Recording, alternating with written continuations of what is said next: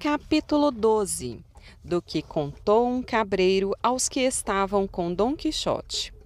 Estando nisto, chegou outro moço, dos que traziam da aldeia os mantimentos, e disse: Sabeis o que se passa lá no lugar, companheiros? Como podemos sabê-lo? Respondeu um deles. Pois sabei, prosseguiu o moço, que morreu esta manhã aquele famoso pastor estudante chamado Grisóstomo, e se murmura que morreu de amores por aquela endiabrada moça, Marcela, filha de Guilhermo, o rico, aquela que anda por estes andorriais em traje de pastora. Disseste por Marcela? Perguntou um.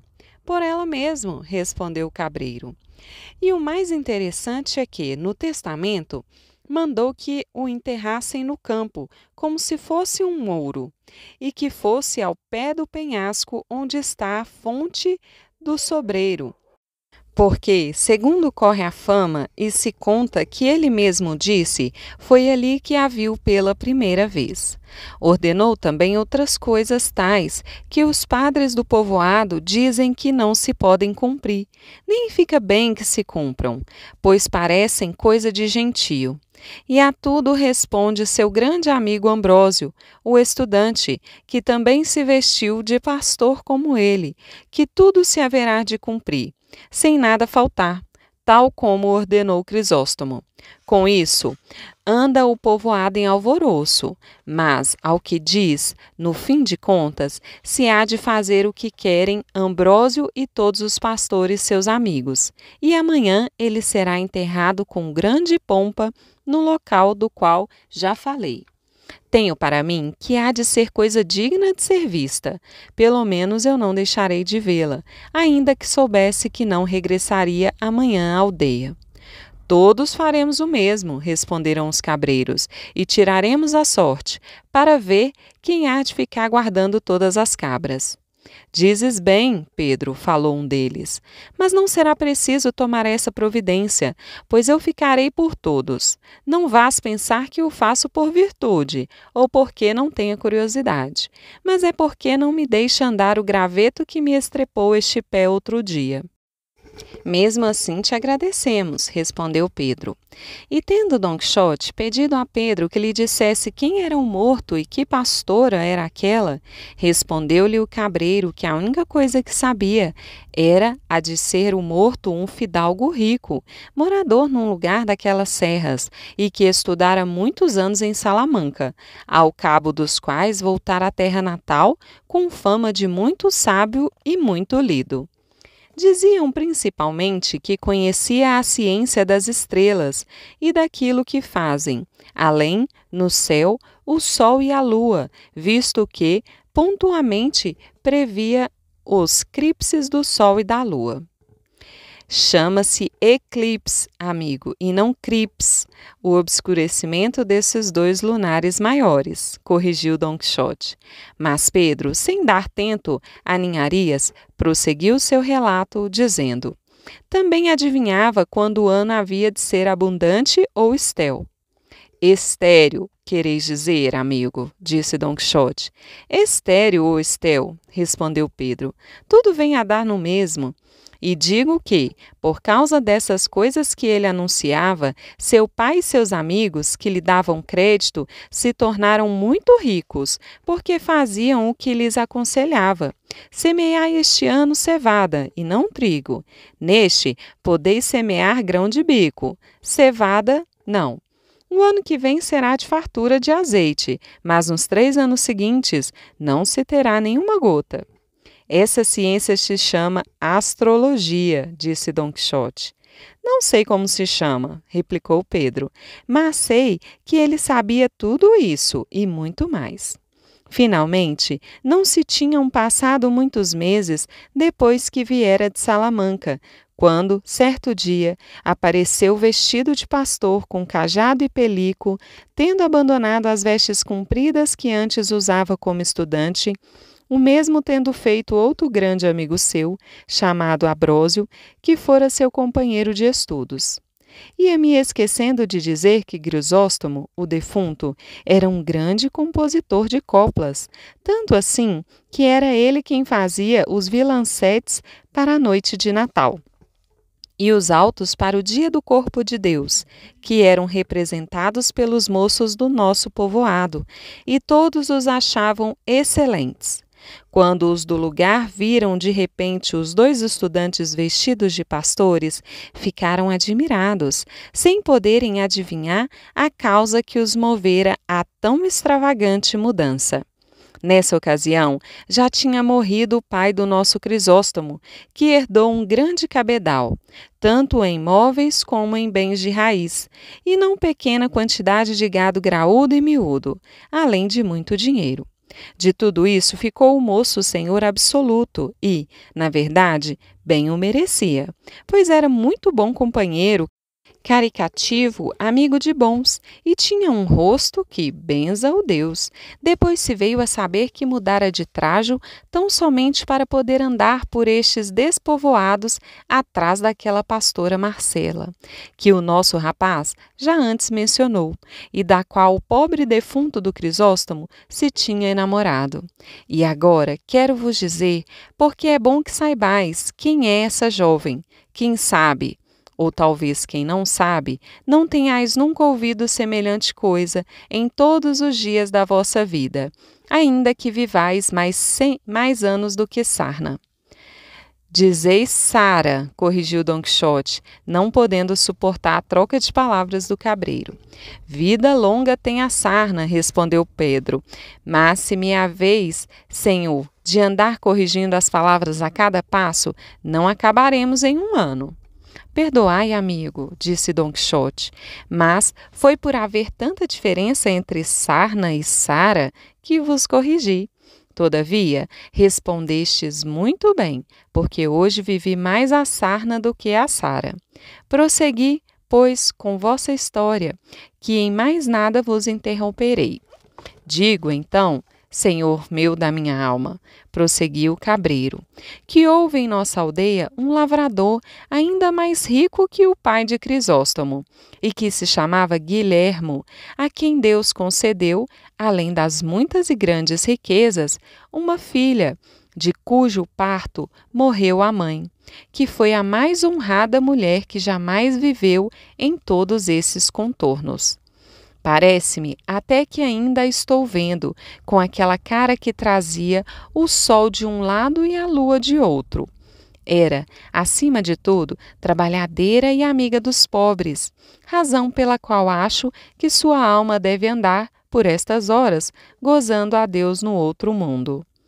De pesar pela morte de tão boa mulher, morreu seu marido Guilhermo, deixando a filha Marcela, menina e já rica, em poder de um tio, sacerdote e beneficiado do nosso lugar.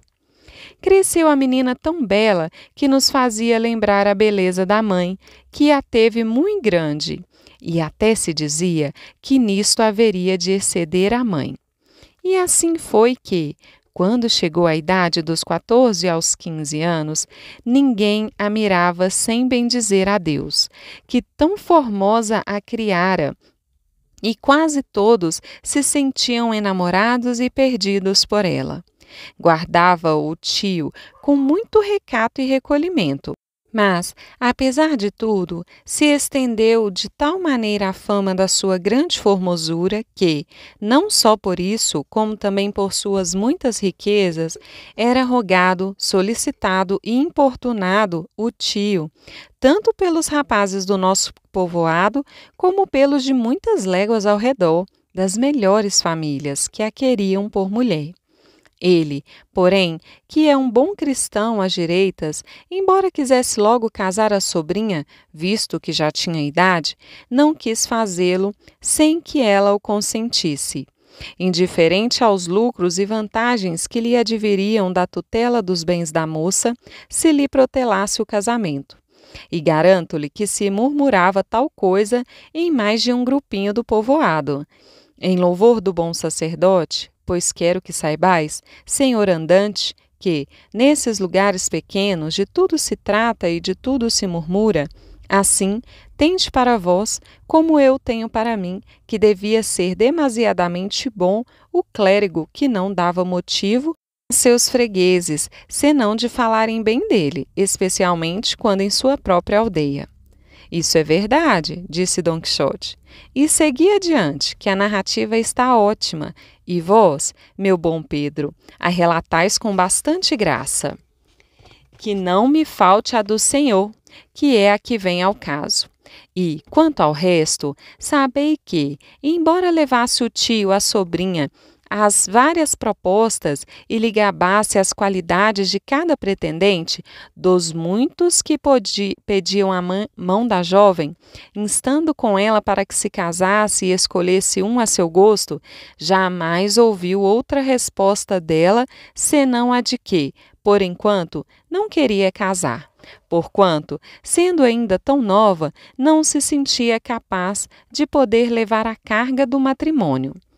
Diante de tais desculpas, que pareciam justas, deixava o tio de importuná-la e esperava que tivesse mais idade para poder escolher um companheiro bem a seu gosto, porque, dizia ele, e o dizia muito bem, não deviam os pais casar os filhos contra a vontade destes. Mas, eis que um belo dia, não me lembro quando, aparece feito pastora a mimosa Marcela. E, sem ouvir o tio ou qualquer outra pessoa do povoado que reprovavam tal procedimento, pôs-se a sair ao campo com as demais pastoras do lugar, indo ela mesma guardar o seu gado. Logo que se mostrou publicamente e se descobriu sua formosura, não vos sabereis dizer com certeza quantos mancebos ricos, fidalgos e fazendeiros envergaram as vestes de Crisóstomo e andaram a requestá-la por estes campos. Um deles, como já se disse, foi o nosso defunto, de quem se dizia que não lhe queria apenas, mas que a adorava.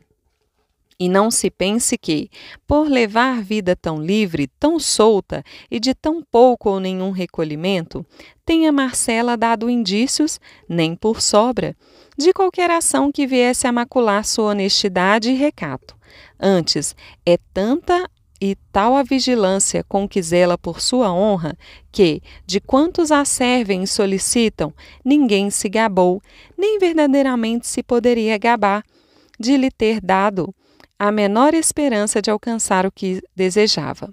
Embora não fuja nem se esquive à companhia e conversação dos pastores, tratando-os cortês e amigavelmente, se lhes chega a descobrir alguma intenção, mesmo que justa e santa, como a do matrimônio, os arroja para longe, qual um trabuco. E com essa maneira de proceder, causa mais danos nessa terra do que se por ela entrasse a peste, porque sua afabilidade e formosura atrai os corações do que com ela convivem, fazendo-os servi-la e amá-la, mas seu desdém e desengano os conduz ao extremo de se desesperarem e, não sabendo o que lhe dizer, ficam a chamá-la em altas vozes de cruel e ingrata, ou outros títulos semelhantes que bem denotam a excelência de seu procedimento. E se aqui estivesseis algum dia, Senhor, veríeis reboar por estas serras e por estes vales os lamentos dos desenganados que a seguem.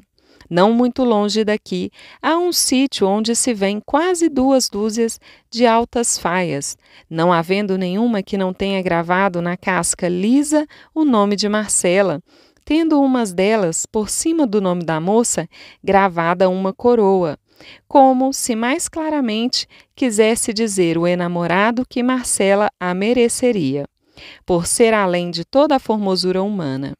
Aqui suspira um pastor, ali se lamenta um outro, acolá se ouvem canções de amor, além desesperadas endechas. Há quem passe todas as horas da noite sentado ao pé de alguma azinheira ou de algum penhasco, e aí, sem pregar os olhos chorosos, embevecido e transportado em seus pensamentos, o encontre o sol da manhã, Outro, sem dar folga nem trégua aos suspiros, em meio ao ardor da mais enfadonha cesta de verão, estendido sobre a areia ardente, envia suas queixas ao céu piedoso. Sobre este e aquele, sobre esses e aqueles, livro e sem enfado, triunfa a formosa Marcela. E todos os que a conhecemos estamos esperando o ponto final de sua altivez e aguardando quem há de ser o felizardo que conseguirá acabar com esse tão terrível modo de agir e desfrutar de tão extremada formosura. Por ser tudo o que contei, verdade que se pode averiguar, creio que o é também um relato feito pelo nosso Zagal quanto à causa da morte de Crisóstomo. Sendo assim, aconselho-vos, Senhor, que não deixeis de ir amanhã ao seu enterro, que há de ser coisa digna de ver-se, uma vez que tinha Crisóstomo muitos amigos, e daqui até o lugar onde ele mandou o que enterrassem não vai meia légua. Não me hei de descuidar, disse Dom Quixote, e agradeço o gosto que me destes com a narração de tão saborosa história. Oh, replicou o cabreiro, não sei nem a metade dos casos sucedidos aos enamorados de Marcela, mas pode ser que amanhã topássemos no caminho com algum pastor que mais coisas nos contasse. Por ora, é bom que procureis dormir debaixo de telhado, porque o sereno vos poderia prejudicar a ferida, embora seja tal o remédio que nela apliquei, que não deveis recear acidente.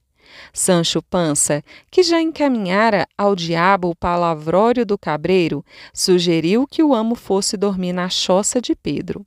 Assim o fez Dom Quixote, que passou o resto da noite em meio às lembranças de sua senhora Dulcinea, a imitação dos apaixonados por Marcela.